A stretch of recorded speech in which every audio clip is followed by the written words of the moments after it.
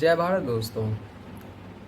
आज अग्निवीर जो स्कीम है, इस स्कीम के कारण युवा इतने हताश और निराश हो चुके हैं।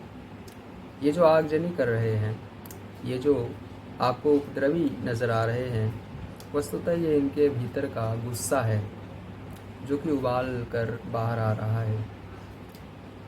आखिर कोई कितना सहेगा बताइए।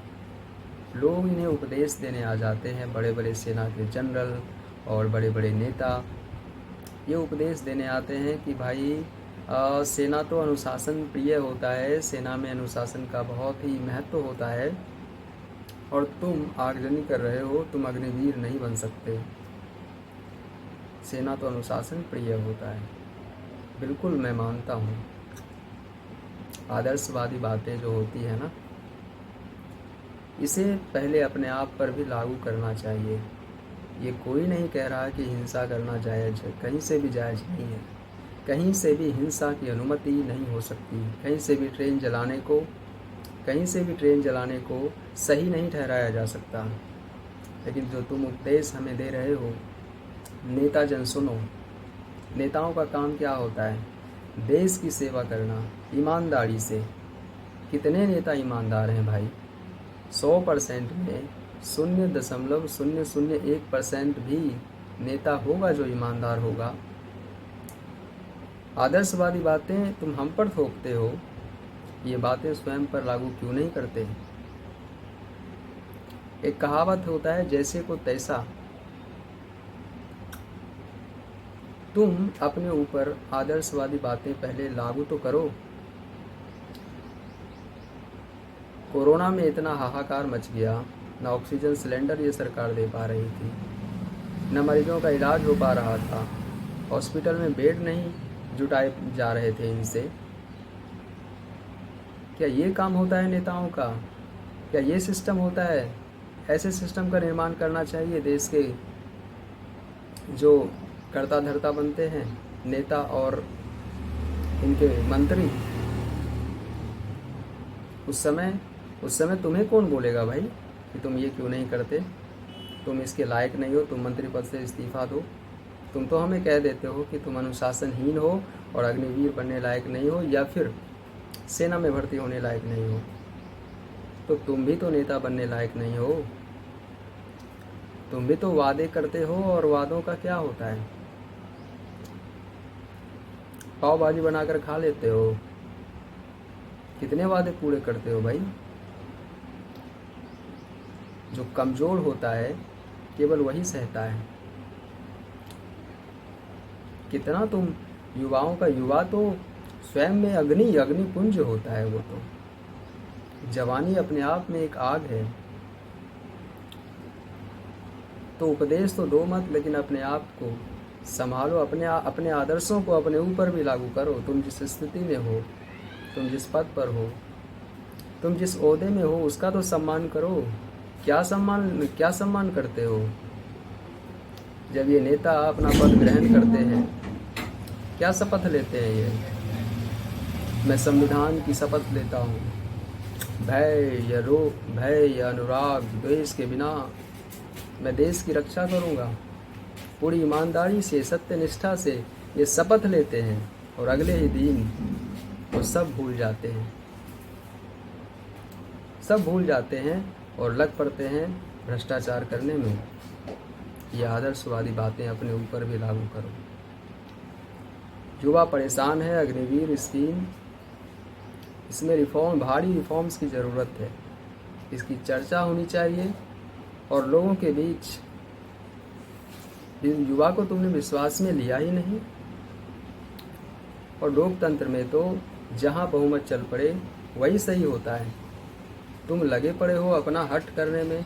यही काम तुमने किसानों के साथ किया था। तो तुम ये जो स्कीम लाए हो, मैं कहना चाहूँगा सरकार से, हाथ जोड़ता हूँ मैं, इस पर आप पुनर्विचार करो।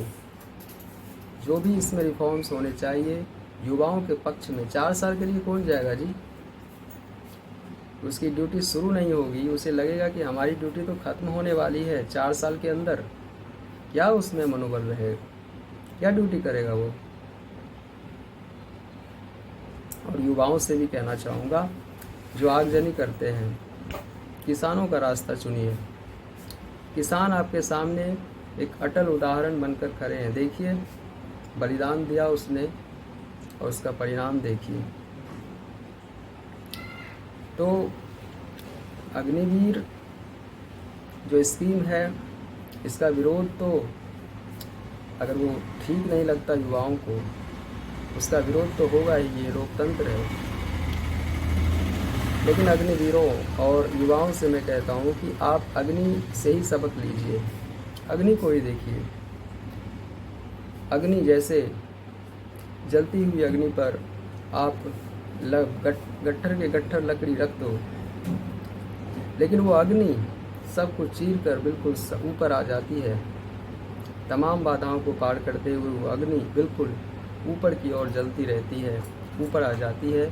वैसे ही ये सरकार ने आपके सामने बाधाएं तो डाल दी है, लेकिन उस अग्नि की तरह ही आपको जलना है, तपना है। आपको आंदोलन करना तो है, लेकिन हिंसा नहीं करनी। आप जरूर इसे पार कर लोगे। और वैसे ही देश हम सब का है, देश किसी एक पार्टी का नहीं है, और देश लोकतांत्रिक है। तो आप लोग कृपया आत्महत्या के बारे में भी मैंने देखा है, लगभग 60 से अधिक तो मैंने कल सुना था, शायद आज उनसे भी ज़्यादा हो गए होंगे। तो आत्महत्या ना करें। आत्महत्या कहीं से भी कोई विकल्प नहीं है। लोग आत्महत्या कर रहे हैं, बताइए इसका जिम्मेदार कौन है? सरकार ही तो है। तुम अचानक से ला देते हो, निराशा में धकेल देते हो बच्चों को। क्या होगा उसकी मानसिकता का? जो कमज़ोर होते हैं वो आत्महत्या कर लेते हैं। शासक को ऐसा नहीं होना चाहिए। उसे चाहिए धीरे धीरे पहले उसे समझाया जाए। तुम अचानक से स्कीम लाते हो, थोप देते हो। माना कि रिफॉर्म्स की ज़रूरत है, माना कि बदलाव की ज़रूरत है, माना कि समय की मांग है कि सैनिकों और उसके सिस्टम में कुछ बदलाव किया जाए, माना कि नई तकनीकों की आवश्यकता है, लेकिन क्या उसको करने का ये तरीका है? वैसे ही तुमने नोटबंदी किया था, उसके कारण भी हजारों लोगों ने जान गंवाई थी। कहीं लाइन में पड़े पड़े लोग मर रहे थे और नोटबंदी पूरी तरह से फेल हो गया। सब जानते हैं इस बात को। तुम्हारी नोटबंदी पूरी तरह से फेल रही, तुम्हारा लॉकडाउन पूरी तरह से फेल रहा। अचानक से धम्म से कोई काम नहीं किया जाता। जल्दी का काम शैतान का होता है, ये बात हम बचपन से सुनते आए हैं। हड़बड़ी में शैतान काम करते हैं। इंसान का काम ये नहीं होता। सोच कर, समझ कर, बुद्धि से, विवेक से योजना को लागू किया जाता है। तो इंसान बनिए और उपदेश जो आप हमें देते हैं उसे अपने आप पर भी लागू कीजिए। जय भारत।